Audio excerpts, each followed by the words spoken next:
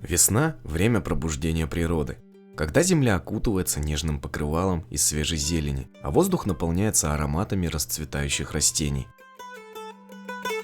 Это время перемен, перехода от зимнего спокойствия к легкости и свежести.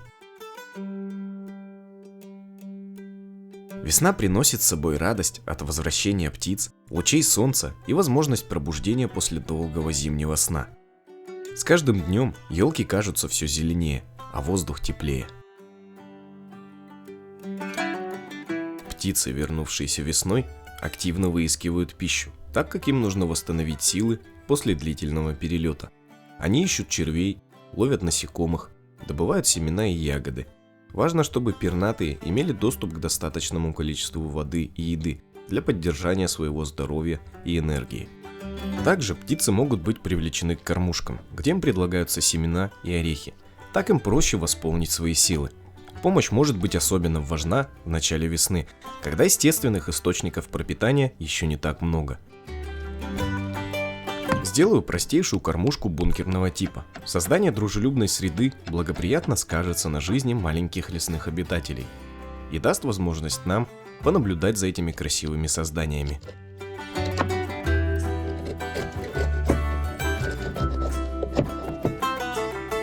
Такая кормушка состоит из 3 частей.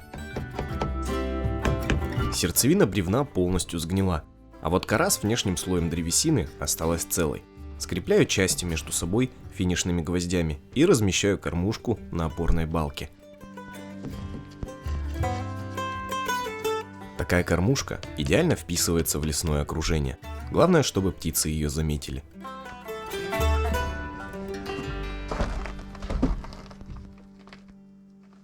Засыпаю доверха семечками, и по мере того, как пернатые будут их съедать, корм будет пополняться внизу кормушки.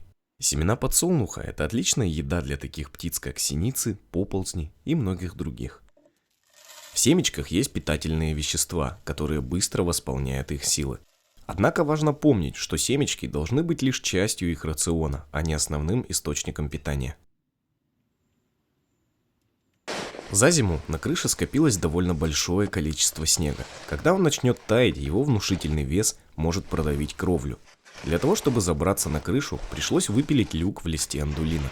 Поднять его вместе с сугробом не представлялось возможным. Вооружившись лопатой, не спеша сбрасываю слежавшийся сугроб вниз. Эта зима была богата на снегопады. Высота снежного покрова составила 80 сантиметров. Каждая сброшенная глыба снега сопровождается глухим звуком удара о землю.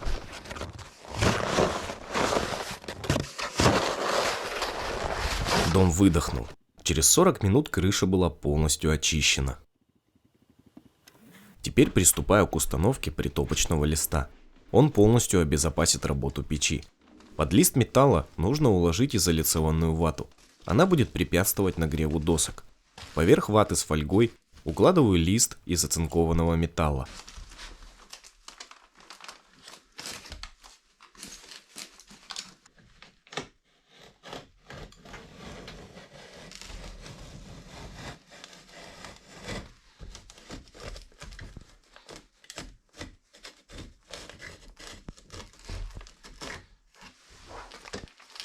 Финишным гвоздем пробиваю отверстие в листе под саморезы. Таким способом я ускоряю процесс установки.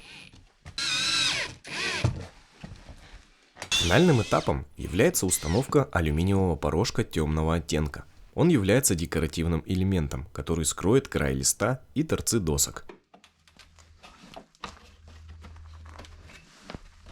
Настало время прижать края линолеума. Для этого устанавливаю такие же порошки, только другой стороной. Отверстие с минеральной ватой закрываю специальной накладкой проходного узла из нержавейки. Форточку буду устанавливать очень интересным способом.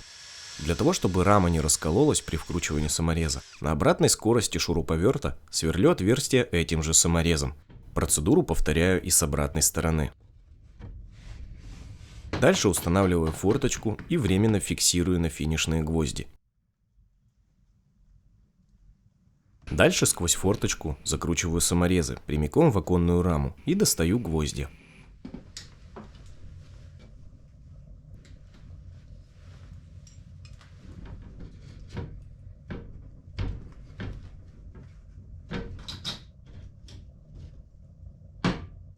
Это самый простой, но не менее функциональный способ установки форточек без петель.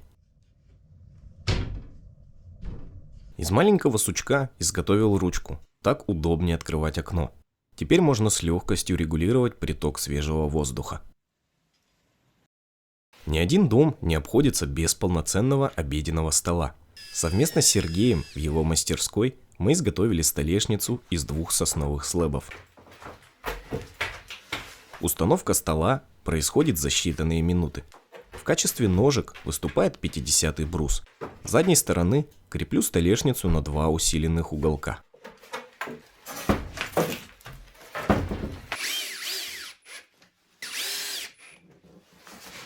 Деревянный стол в доме дополняет пространство и создает уют. Он служит местом для приемов пищи, проведения времени в кругу друзей, обсуждения дел и просто для приятного времяпрепровождения за кружечкой чая.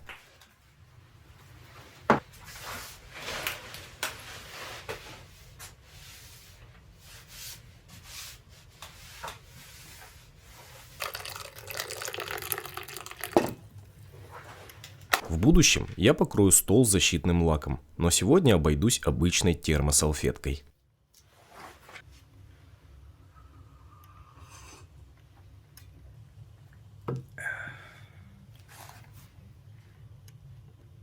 Эти часы с интересным дизайном – подарок Гены на новоселье. Они очень удачно вписываются в интерьер дома, а рисунки разных животных не дают забыть о том, где ты сейчас находишься. Уличный термометр поможет определить температуру окружающей среды, что может быть полезно при выборе одежды, когда предстоит провести весь день на улице. А термометр, установленный в помещении, особенно важен зимой или промозглой осенью, когда нужно поддерживать комфортный уровень тепла. Приступаю к оборудованию места для личной гигиены. Первым делом фиксирую зеркало на Г-образные шурупы-костыли.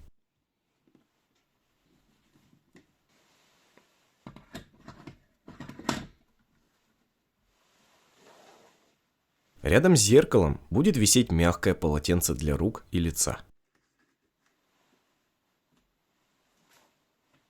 В качестве резервуара для воды использую пластиковую канистру с краном. Для ее фиксации на стене изготавливаю небольшую полку с откосами.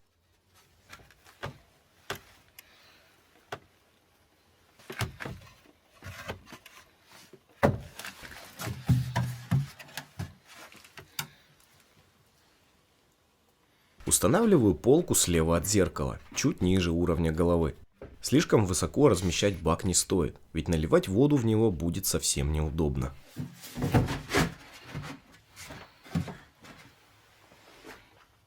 Раковину буду устанавливать на столешницу из спила. Для того, чтобы отмерить правильную высоту, использую табурет и пень.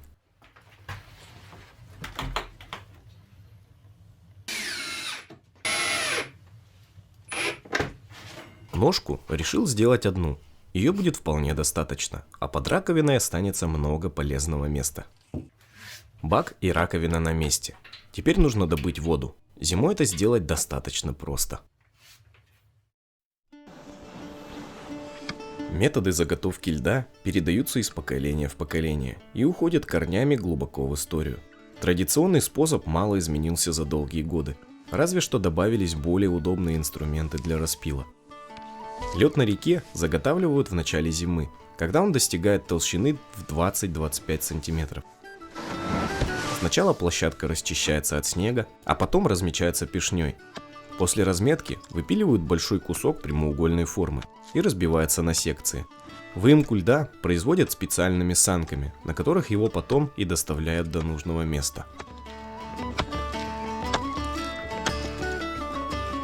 В моем случае мне достаточно одного инструмента, так как льда заготовить мне нужно немного. Пешня – стародедовский инструмент для рубки льда, простой, надежный и притом многофункциональный. Разновидностей пешней и особенно их конструкции множество. Благодаря своему весу и правильно заточенным граням этот инструмент с легкостью скалывает лед. А когда волокуши наполнились наполовину, я отправляюсь к дому на дереве. Самые большие куски льда разложил на террасе, а куски поменьше незамедлительно помещаю в чайник.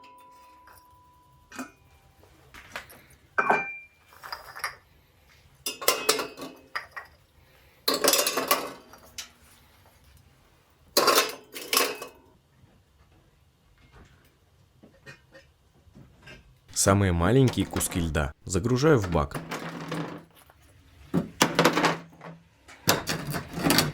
Как раз подоспел горячий чайник. Кипяток поможет растопить лед. Оптимальная температура воды достигнута, и теперь можно проверить работоспособность. Достаточно примитивная конструкция кардинально меняет быт. Умывальник, несомненно, добавляет комфорт в лесную жизнь. Во время работы голод всегда приходит незаметно. Самое время опробовать чугунную жаровню. На ужин я сегодня приготовлю томленые голени в томатном соусе.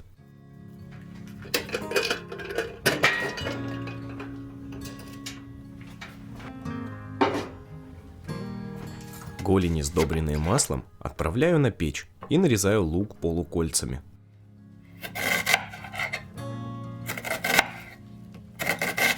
Тут же высыпаю лук обжариваться вместе с мясом.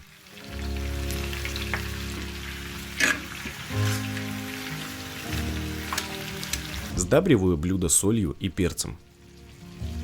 Чтобы придать разнообразие вкусу, добавляю сок свежего лимона. Пока чугунная сковорода пышет жаром, нарезаю сладкий болгарский перец. Он отдаст свой сок в блюдо.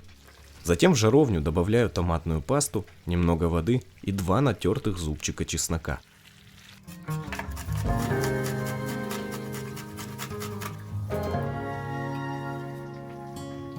Отправляю блюдо томиться до момента полного испарения жидкости.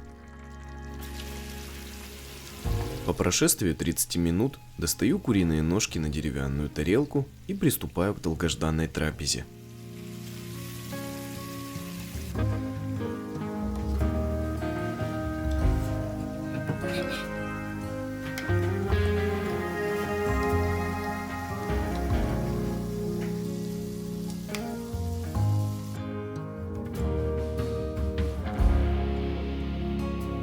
Ужин за полноценным столом в доме на дереве доставляет необычайное удовольствие. От такой картины так и веет уютом. А незабываемый вкус простого таежного блюда заставляет задуматься о полноценном переезде сюда. Чугунная жаровня показала себя с лучшей стороны. Это идеальная посуда для приготовления таких блюд.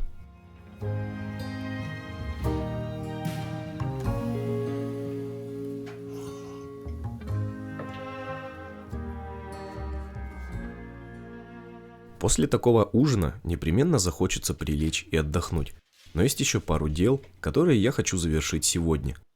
Оббиваю люк деревянными плинтусами. Запил под 90 градусов с каждой стороны позволяет достичь почти идеальной стыковки.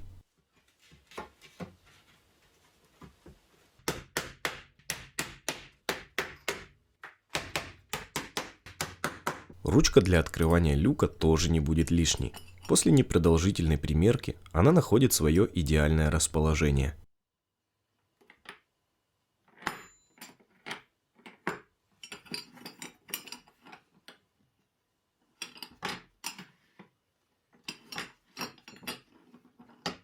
В будущем на дверь будет установлен зацеп. Он поможет открывать люк снаружи с наименьшими усилиями.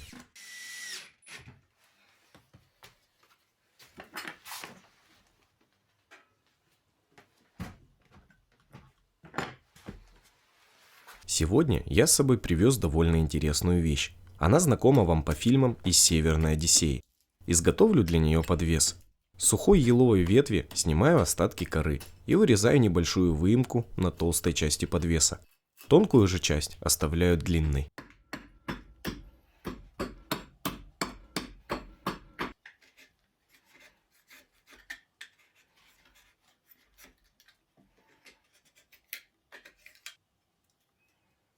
Для того, чтобы укоротить подвес, закрепляю его на пне при помощи небольшого сучка.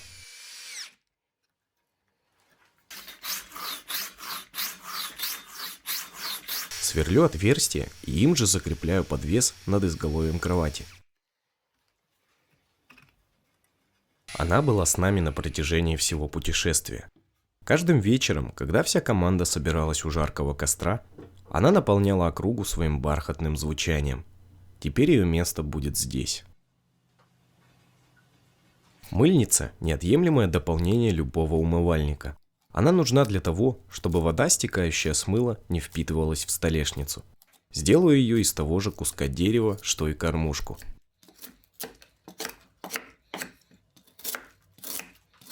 После очистки заготовки от коры снимаю фаски, тем самым придаю законченный вид изделию. Принадлежности для чистки полости рта тоже нашли свое место рядом с умывальником. Пора готовиться ко сну, ведь все дела, запланированные на день, выполнены.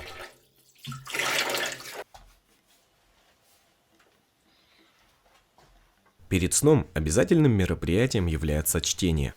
Это отличная привычка. Она поможет расслабиться и уйти от повседневных забот, что в свою очередь способствует более качественному сну. 20-30 минут чтения перед сном – лучшее окончание дня.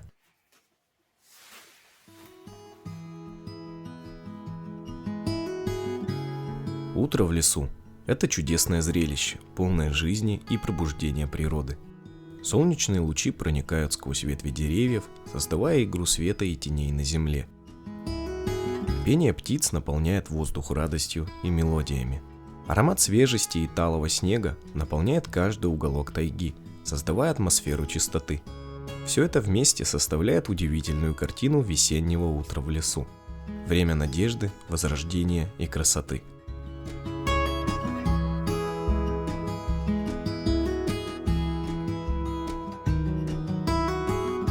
Солнечные лучи, словно золотые нити, проникают сквозь большое окно, распространяя тепло и свет по всему помещению. Они освещают каждый уголок комнаты, но иногда нужно ограничивать проникающий в жилище свет. Для этого я подвешу штору. Для изготовления гардины мне потребуется пара сосновых пеньков и тонкая жерть.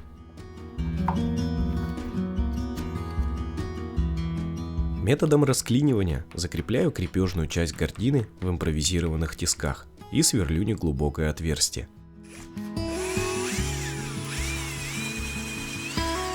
После, при помощи сноровки и пары саморезов, гардина оказывается наверху.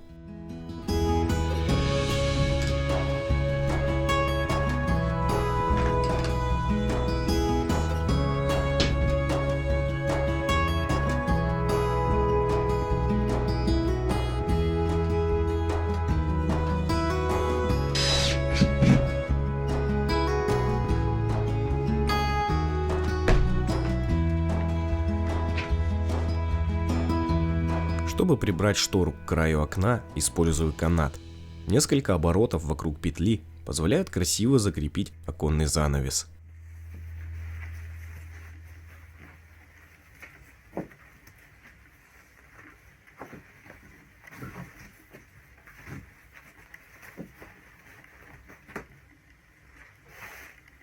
Форточка позволяет вести наблюдение за окружающей средой прямо из дома.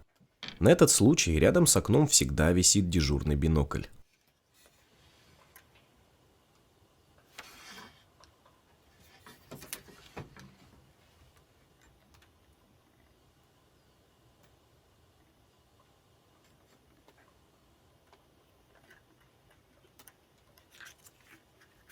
Надеюсь, в будущем я смогу лицезреть лесных обитателей вживую.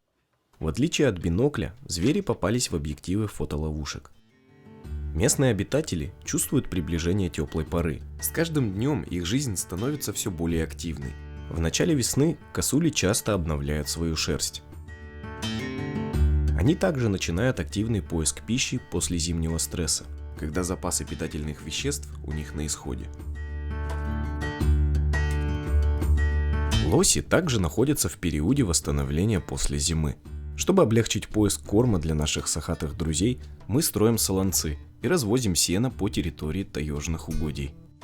А вот кабаны не только ищут провиант и партнера для размножения, но и участвуют в территориальных баталиях, чтобы установить свою иерархию в стае. Битвы кабанов могут быть довольно впечатляющим зрелищем, так как эти животные обладают большой силой и весьма агрессивны. В поединках между собой они используют свои клыки и мощные передние лапы.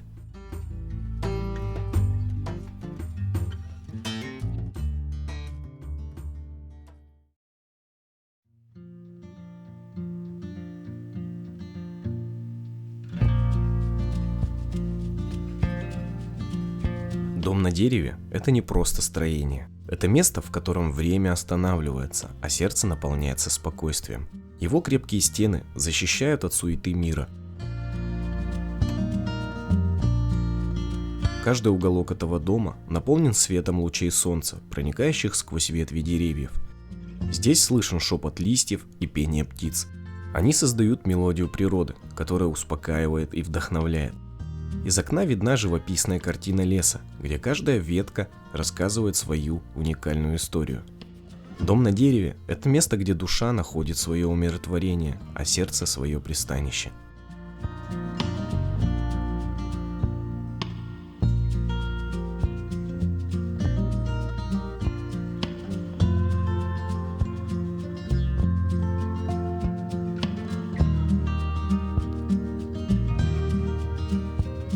Пространство дома наполнилось недостающими деталями.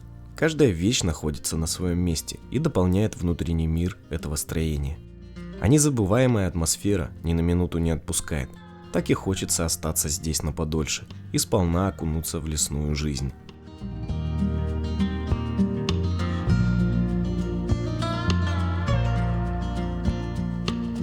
Друзья, выражаю вам огромную благодарность за активное участие в постройке дома на дереве, за вашу помощь и советы. Без вас дом бы не получился таким, каким он является сейчас. Ваш вклад невозможно описать словами. На этом постройка дома на дереве полностью закончена, и нам пора двигаться вперед. Ну а с вами были мы, Лесные. До новых встреч, друзья. Всем пока.